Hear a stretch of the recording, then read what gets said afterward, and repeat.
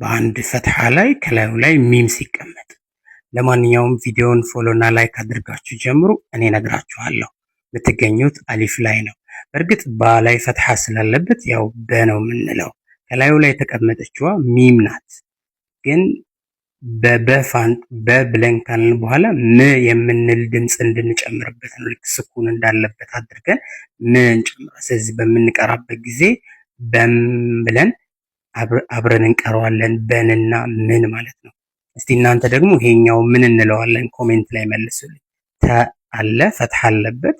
ከዛ ምን ስንጨምርበት ኮሜንት ላይ መልሱን ጻፉት። ሰው ቁርአን አልጀመራችሁ? ረመዳንን በቁርአን ማሳለፍ አትፈልጉም? ከረመዳን በፊት የተዘጋጀ የአንድ ወር ቁርአን እንዴት በቀላሉ ማንበብ ይቻላል የሚል ፕሮግራም ምዝገባ ላይ እንገኛለን። ብታምኑም ባታምኑም ረመዳንን በራሳችሁ እየገለጣችሁ የትኛውን ቦታ ከፍታችሁ የምታነቡበት ፕሮግራም ነው። እንዳያመልጣችሁ። ቪዲዮን ሼር ላደረገ ሁሉ የቁርአኑን አጅር አላህ ይስጠው።